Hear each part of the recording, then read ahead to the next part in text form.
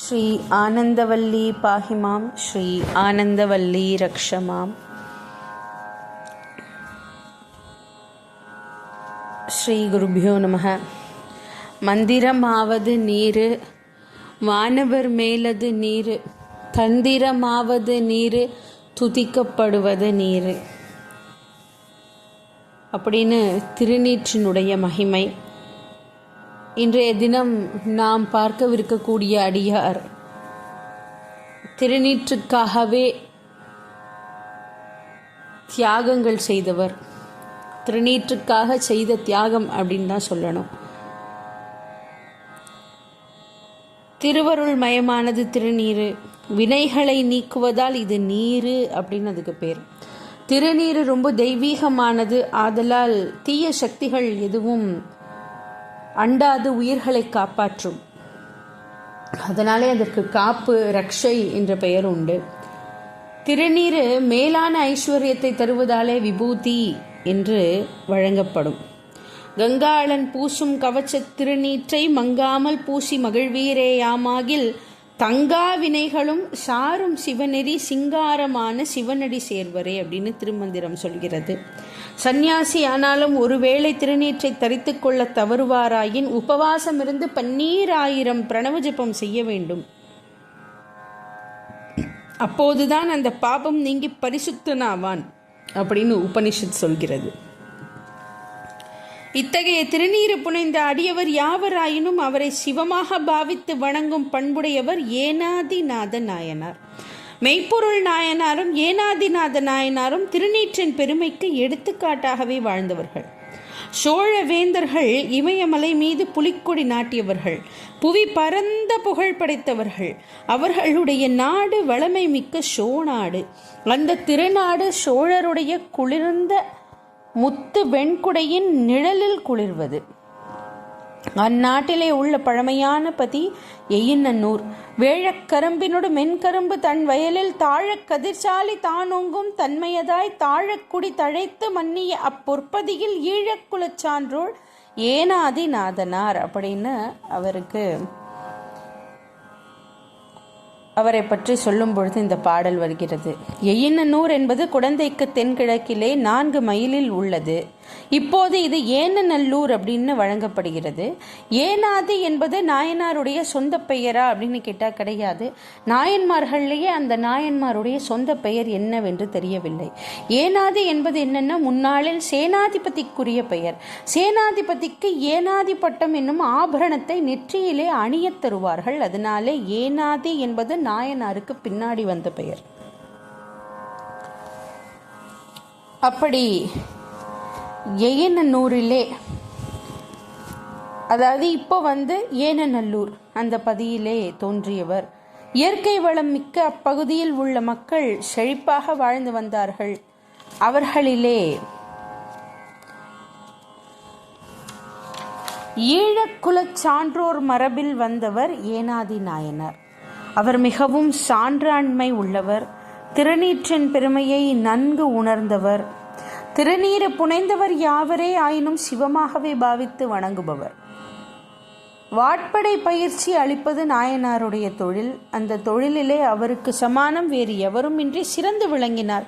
சிறந்த வாழ்வலியும் தோள் வலியும் உடைய அவர் குழந்தை உள்ளமும் தழைத்த அன்பும் அஞ்சாத நெஞ்சமும் பின்னடையாத வீரமும் உடையவராக திகழ்ந்தார். அவர் அந்த ஊரில் மாலையும் வாட்பயிற்சி அளித்து வருவார். வாழ்வித்தை போதிப்பதன் மூலம் வரும் வருவாயை எல்லாம் மாலையன் காணாத மணிகண்டரது அடியார்களுக்கு பயன்படுத்தி வந்தார். வாளின் படை பயிற்சி வந்த வளமெல்லாம் நாளும் பெருவிப்பால் நண்ணும் கடப்பாட்டில் தாளும் தடமுடியும் காணாதார் தன்மையும் தொண்டு ஆளும் பெருமான் அடித்தொண்டர் காக்குவார் அப்படின்னு பாடல்.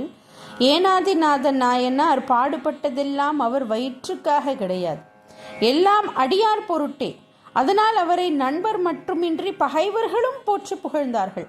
அத்தனை தன்மை உடையவர் ஏனாதிநாதர். யாரும் இகழாத வகையில் இனிது ஒழுகி வாழ்ந்தவர். எல்லோருக்கும் இனிமையே செய்யும் கருணை உள்ளம் படைத்த அருளாளரை பகைக்கும் புல்லரும் உலகில் இருக்கின்றார்கள்.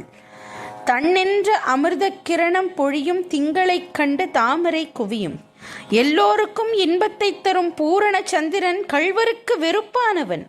அதுபோல் பகைவருக்கும் நன்மை புரியும் அன்பராகிய நாயனாருக்கு அதிசூரன் என்பவன் பகைவனானான். அதிசூரனும் பிள்ளைகட்கு வாட்பயிற்சி அளித்து வந்தான். அவன் வாட்படை பயிற்றும் தொழில் உரிமை தாயத்தினன். தற்பெருமை பூண்டவன், ஆணவத்தின் ஆணிவேர். வாழ்பயிற்சி தருவதில் தனக்கு ஒப்பாரும் மிக்காரும் இல்லை என்று தருக்கு கொண்டிருந்தவன்.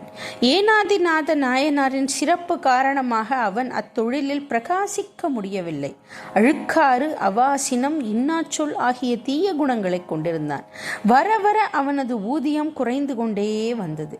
அதனாலே ஏனாதி நாயனார் மீது பகைமை பாராட்டினான்.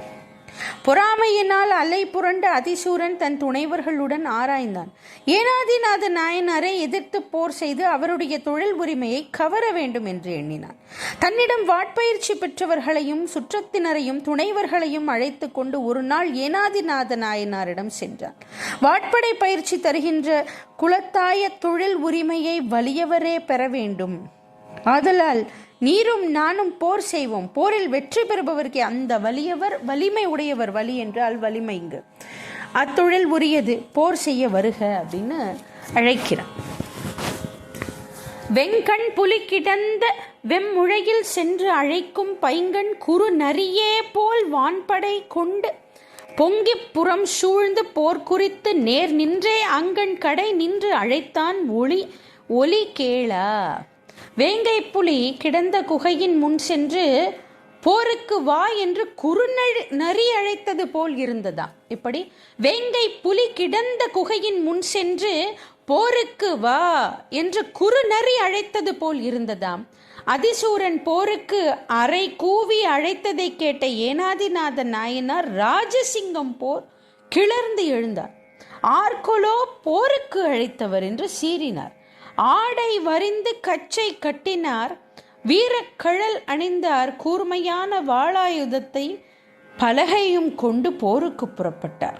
ஒரு புறத்தில் ஏனாதிநாத நாயனார், மற்றொரு புறத்தில் வெள்ளம் போல அதிசூரனுடன் வந்துள்ள வீரர்கள். அப்பகைவர்கள் மீது தனித்து போருக்கு சென்றார் நாயனார். அவரது வீரத்தை யாரே அளக்க வல்லார்? ஏனாதிநாத நாயனார் தனியே போருக்கு செல்வதை முன்னர் இவரிடம் பயிற்சி பெற்றவர்கள் அறிந்ததும் ஓடோடி வந்தார்களாம். ஏனைய சுற்றத்தினரும் ஓடி வந்து சூழ்ந்த நாயனாருக்கு துணை புரிந்தார்கள். அதிசூரன் நாயனாரை நோக்கி, வெளியிடத்தில் நாம் போர் செய்து நம்மில் வெற்றி பெறுபவர் வாட்படை பயிற்றும் ஆசிரிய தொழில் உரிமையை கொள்ள வேண்டும் என்று கூறினார். உனக்கு அதுதான் நன்று என்று தோன்றினால் நான் அதற்கு இசைகிறேன் என்றார் நாயனார். அணி வகுத்து நின்று இரு திறத்து சேனைகளும் கை கலந்து போர் செய்ய தொடங்கின. மேகத்துடன் மின்னல் கலந்து இடிப்பது போல சேனைகளுக்கு இடையே வாழ் மின்ன பேரொலி உண்டாகியது. வாழ்வீரர் வாழ்வீரருடனும் வேல்வீரர் வேல்வீரருடனும் வில்வீரருடனும் கடுஞ்சமர் புரிந்தார்கள். தோள்தட்டும் ஒலியும் வில்லின் நான் ஒலியும் கடல் ஒலி நாண எழுந்தன. போரை கண்டவர் கண்கள் கூசின. மண்ணும் விண்ணும் சுழன்றன. போர் செய்தவர் கரங்கள் அறுபட்டன. சிரங்கள் உருண்டன. சிரங்கள் துணிபட்டன. தாள்களும் தோள்களும் சிந்தின. குருதியில் நதிகள் பறந்தன. குறையுடல் ஓடி அலைந்தன. பொறுபடை அறு துணி சிந்தின. புடை சொறி குடல் உடல் பம்பின. வெறுவர எருவை நெருங்கின. விசியற துடிகள் புரண்டன. இருபடை தனினும் எதிர்ந்தவர் எதிரெதிர் அமர் செய் பரந்தலை அப்படின்னு பாடல். உதிர ஆறு ஓடியது. குறை உடல்கள் கூத்தாடின. தலைகளெல்லாம் உருண்டன. பிணமலை குவிந்தது. காகங்களும் கழுகுகளும் அவற்றை வட்டமிட்டன. இருபுறத்து சேனைகளும் இவ்வாறு மாண்டன. மாளாது நின்ற தமது படைகளை பின்னே போகச் செய்து போர் முனையின் முன்னே வந்து நின்றார் ஏனாதிநாத நாயனார். வீர சிங்கம் போல் வந்து நின்ற அவர் கரங்கு போல் சுழன்ற எதிரிகளின் தோள்களையும் தாள்களையும் துணித்தார். தலைப்பட்டார் எல்லாரும் தனி வீரர் வாளில் கொலைப்பட்டார். முட்டாதார் கொள்களத்தை விட்டு நிலைப்பட்ட மெய்யுணர்வு நேர்பட்ட போதில் அலைப்பட்ட ஆர்வமுதற் குற்றம் போல் ஆயினர். பாடல். போரில் தலைப்பட்ட பகைவர் யாவரும் கொலைப்பட்டனர். போரில் கலந்து கொள்ளாமல் நின்றவர்கள் வெற்றிகரமாக பின்வாங்கிவிட்டார்களாம். இதனை சேக்கிழார் பெருமாள் சொல்லும் அழகே அழகு.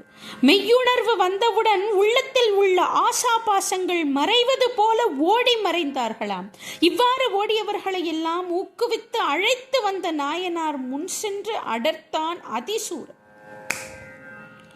அப்படி எல்லாரையும் அழைத்து வந்து நாயனார் முன் சென்று அடர்த்தானாம். நாயனார் மிகுந்த வேகத்துடன் வாளை சுழற்றி அதிசூரனை கொல்ல வந்தார். அதனால் அச்சம் கொண்ட அதிசூரன் புறம் கொடுத்து ஓடினான். வெற்றி பெற்ற நாயனார் கற்றைவார் சடை பரமனை போற்றி தமது திருமாளிகையை அடைந்தார். புறங்கொடுத்து ஓடிய அதிசூரன் மிகுந்த அவமானம் அவனுக்கு. தோல்வியை நினைந்து உள்ளம் உலைந்து போனான். இரவு தூக்கமே வரவில்லை. கண்மூடாமல் கவலை அடைந்தான். கடைசியாக நாயனாரை நேர்முகமாக நின்று வெல்ல முடியாது, ஆனால் வஞ்சனையாலே வெல்ல வேண்டும் என்று முடிவு செய்தான். பொழுது விடிந்தது. தீயவனான அதிசூரன் ஏனாதிநாத நாயனாரிடம் ஓர் ஆள் மூலம் நீரும் நானும் தனி இடத்தில் போர் செய்யலாம், நம் பொருட்டு மற்றவர்கள் வீணாக மாள வேண்டாம் என்று சொல்லி அனுப்பினார். நாயனார் சரி என்று பதில் சொன்னார். சுற்றத்தாருக்கும் மாணவர்களுக்கும் தெரியாமல் வாளும் பலகையும் தாங்கி புறப்பட்டார். அதிசூரன் குறித்த இடத்துக்கு சென்று அவனது வரவை எதிர்பார்த்து கொண்டிருந்தான். திருநீறு அணிந்தாரை எவ்விடத்தும் எப்போதும் நாயனார் தீங்கு செய்யார். என்ன விஷயம்? திருநீறு அணிந்தாரை எவ்விடத்தும் எப்போதும் நாயனார் தீங்கு செய்யார் என்பதை அறிந்தான். வஞ்சனையே மேற்கொண்ட அதிசூரன். ஒருபோதும் திருநீறு அணியாத அப்பாதகன் நெற்றி நிறைய நீரு அணிந்தானாம். வாளும் பலகையும் தாங்கி புண்ணிய போர் வீரரை வாவென்று சொன்ன இடத்துக்கு சென்றான். இங்கே இறைக்குரிய பிராணியை எதிர்பார்த்து நிற்கும் சிங்கம் போல நின்றிருந்த நாயனாரை கண்டதும் நீரணிந்த நெற்றியை பலகையால் மூடிக்கொண்டான். நாயனார் அவனை கொல்ல வாளுடன் சென்றார். அந்த தருணத்திலே நீரணிந்த நெற்றியை மறைத்திருந்த பலகையை விலக்கினான் அதிசூரன். நெற்றியிலே அப்படி வெண்ணீற்றை கண்டிருக்கிறார் நாயனார். இப்பொழுது கண்ட பொழுதே கெட்டேன், முன்பு இவர் மேல் காணாத வெண் திருநீற்றின் பொலிவு மேல் கண்டேன், வேறு இனி என் அண்டர்பிரான் சீரடியார் ஆயினார் என்று மனம் கொண்டு இவர் தம் கொள்கை குறி வழி நிற்பேன் என்று. கண்ட பொழுதே கெட்டேன், முன்பு இவர் மேல் காணாத வெண் திருநீற்றின் பொலிவு மேல் கண்டேன், வேறு இனி என் அண்டர்பிரான் சீரடியார் ஆயினார் என்று மனம் கொண்டு இவர் தம் கொள்கை குறி வழி நிற்பேன் என்று. அதிசூரன் நெற்றியிலே திருநீற்றை கண்ட நாயனார் திடுக்கிட்டு விட்டார். ஆஹா, கெட்டுவிட்டேன். இத்தனை நாட்களாக ஒருபோதும் காணாத திருநீற்றினை இவர் நெற்றியின் கண் காண்கிறேன். இவரை பற்றி வேறு மாறாக நினைப்பதற்கு என்ன இருக்கிறது? இவர் சிவபெருமானுடைய திருத்தொண்டராக ஆகிவிட்டார் போலும். எம்பெருமான் அடியவரை நான் எதிர்க்கலாமா? ஆகவே இவருடன் இனி போர் செய்வது பிழை. இனி அவருடைய குறிப்பின் வழியே நிற்பேன் என்று திருவுளம் கொண்டு விட்டார். கைவாளுடன் பலகை நீக்க கருதியது செய்யார், நிராயுதரை கொன்றார் எனும் தீமை எய்தாமை வேண்டும் இவர்க்கு என என்று இரும் பலகை நெய்வாளுடன் அடர்த்து நேர்வார் போல் நேர் நின்றார். தமது கைவாளையும் பலகையையும் நீக்கி அதிசூரன் கொலை செய்தாலும் அதை ஏற்க வேண்டும் என்று கருதினாராம் நாயனார். அதற்குள் அவருக்கு வேறொரு எண்ணம் தோன்றிவிட்டது. தாம் வாளையும் பலகையையும் எரிந்து விட்ட நிலையில் அவன் நம்மை கொன்றால் நிராயுதனை கொன்றான் என்ற அபகீர்த்தி அவனுக்கு வந்து விடுமே என்று அஞ்சினாராம். என நீரு புனைந்திருக்கிறார் இல்லையா? அந்த எண்ணம் கொண்ட அவர் ஆயுதம் தாங்கிய போதிலும் செயலின்றி வெறுமையாக நின்றார். என்னே இவரது திருநீற்றின் அன்பு! சிவனடியாருக்கு பழிபாவம் வரக்கூடாது என்று கருதிய அவருடைய நினைவுள்ளத்தின் அருமையை எப்படி சொல்வது? வஞ்சனை மேற்கொண்ட பாதகனான அதிசூரன் தான் நினைத்து வந்த கருத்தை முற்றுவித்தான். அந்நின்ற தொண்டர் திருவுள்ளம் ஆரறிவார்.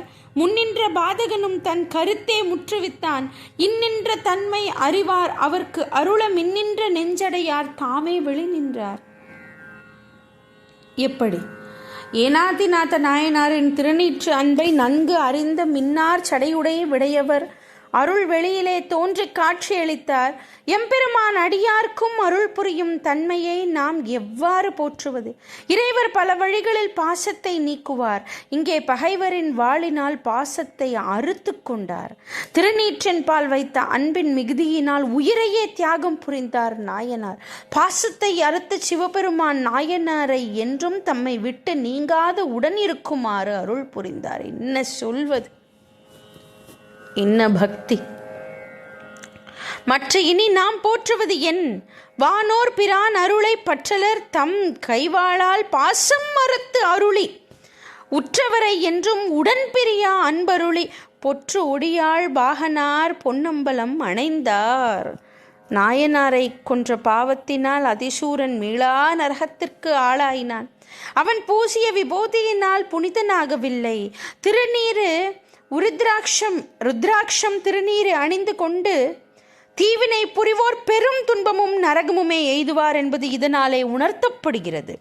மெய்ப்பொருள் நாயனாரையும் ஏனாதிநாத நாயனாரையும் எதிர்த்த முத்தநாதனும் அதிசூரனும் அவர்களுடைய உடம்பை அழித்தனரே அன்றி கருத்தை அழிக்க முடியவில்லை. வெற்றி என்பது கருத்தில் தான் அடங்கி இருக்கிறது என்கிறார் சேக்கிழார் பெருமான்.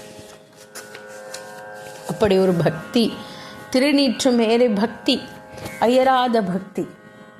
இப்படி ஒரு அடியாருடைய சரித்திரம். ஏனாதிநாத நாயனார் என்று எப்படி ஒரு திருநீற்றின் மேலும் சிவனடியார்கள் மேலும் இவர்கள் வைத்திருந்த அன்பு, அது அந்த அன்பு எப்படிப்பட்ட அன்பு என்றால் அப்படி அன்பே சிவம் என்பதற்கு ஒரு எடுத்துக்காட்டு. ஒவ்வொரு நாயனாருடைய சரித்திரத்தையும் பார்த்தோம் என்றால் அப்படி சிவபக்தி அப்படிங்கக்கூடியது எப்படியெல்லாம் இருந்திருக்கிறது. அவர்கள் எவ்வளவு ஒரு தீவிரமான பக்தி புரிந்திருக்கிறார்கள். அதாவது ஒரு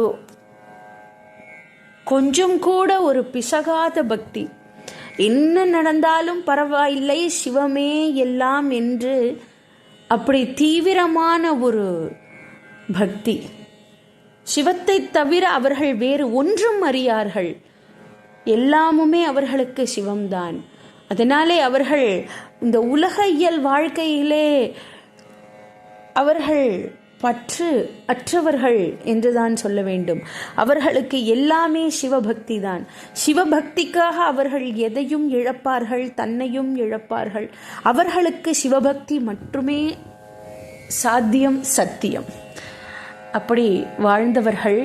ஒவ்வொரு நாயன்மார்களும் ஒவ்வொருவருடைய சரித்திரத்தையும் படிக்கும் பொழுது அந்த பக்தி வெள்ளம் அது எப்படி சொல்வதென்றே நமக்கு தெரியாது.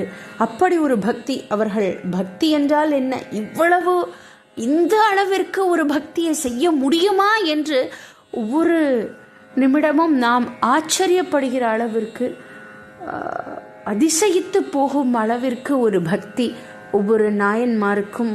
அந்த இறைவன் பால் இருந்த அன்பு, பக்தி, அந்த அடியவர்கள் பால் அவர்களுக்கு இருந்த அயராத அன்பு, மாசற்ற களங்கமற்ற அன்பு, களங்கமற்ற இறை தொண்டு, இதெல்லாம்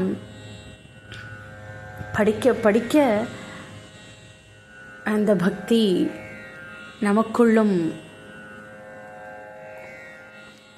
நமக்கும் உள்ளே ஊறுகின்றது. இப்படி அடியார்கள் அனைவரையும், இப்படிப்பட்ட அடியார்கள் அனைவரையும் நாம் பக்தி செய்ய வேண்டும், அவர்களிடம் நாம் பக்தி கொள்ள வேண்டும் என்று சொல்லிக்கொள்கிறோம். ஸ்ரீ ஆனந்தவல்லி பாஹிமாம், ஸ்ரீ ஆனந்தவல்லி ரக்ஷமாம்.